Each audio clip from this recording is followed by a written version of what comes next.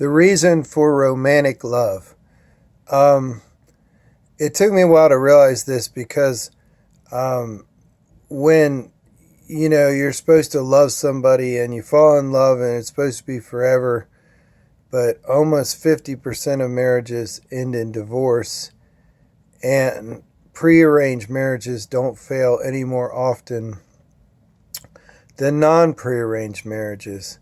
So I thought, well, what does that mean? Because Disney says you fall in love, and Prince Charming and the princess, and then they fall in love and live happily ever after. So I'm like, how come when two people are put together for economic reasons, that the marriage doesn't fail any more often than if they're put together for romantic reasons or romantic feelings?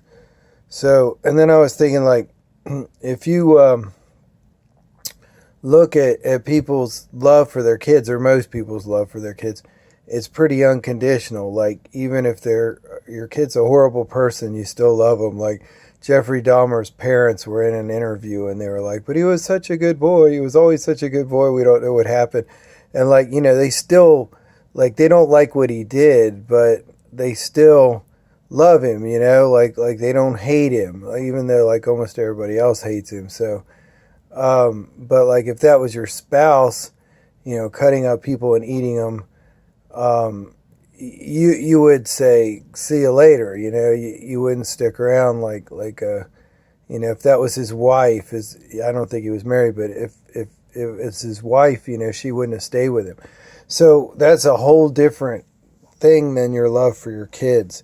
So then I realized, like, romantic love is a trick of evolution to get us to reproduce. Like, if we don't overlook people's flaws and make assumptions to the positive about somebody, how do we ever feel close enough to them, to make babies? So that's why, you get these feelings for them, but a lot of times you don't even really know them.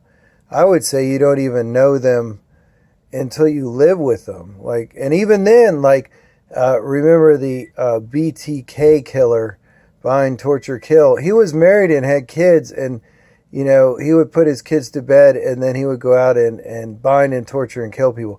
So, like, his wife was married to him and didn't realize that he was a serial killer.